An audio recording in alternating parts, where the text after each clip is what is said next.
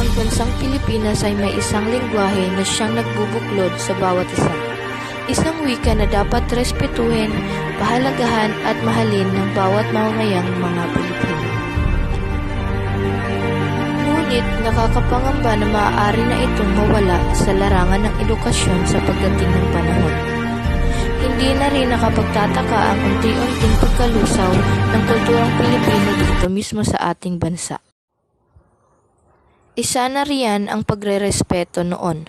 Kadalasan ang mga kabataan ay nagpapakita ng kanilang pagrespeto sa nakatatanda sa kanila sa pamamagitan ng pagmamano. Ngayon nag-iba na ang estilo ng pagpapakita ng pagrespeto. Hindi na nagmamano. Maraming paraan ng pagpapakita ng pagrespeto na dapat ay ginagawa natin hanggang ngayon.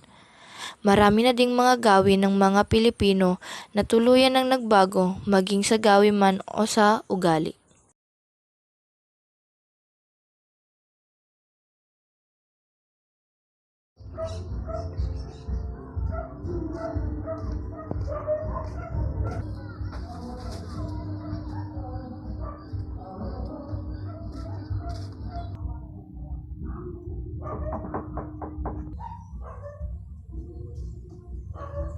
Isa pang nagbago sa kulturang Pilipino ay ang paraan sa pakikipagkomunikasyon.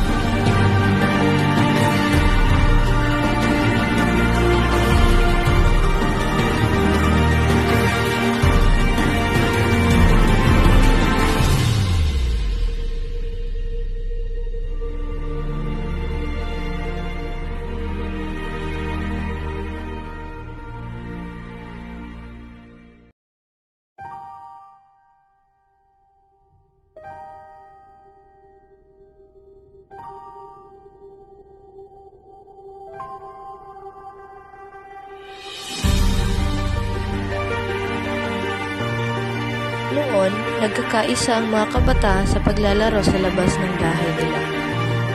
Ngayon, gamit ang mga gadgets ay walang pagkakaisa ang bawat isa at walang sosyal na interaksyon.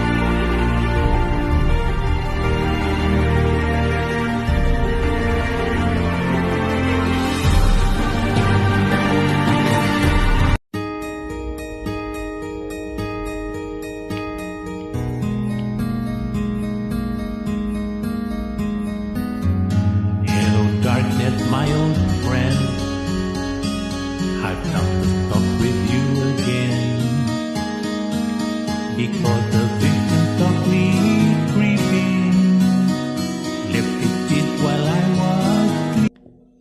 Noon, ang mga lalaki ang pumupunta sa bahay ng babae upang umakyat ng ligaw upang mangharana. Ngayon, nangyayari ang ligawan gamit ang teknolohiya.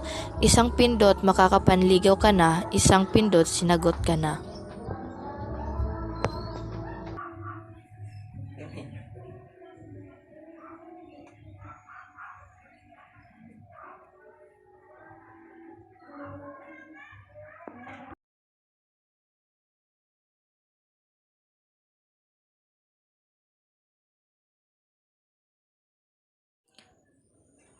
Ilan lamang iyon ang mga pagbabago sa mga gawin ng mga Pilipino.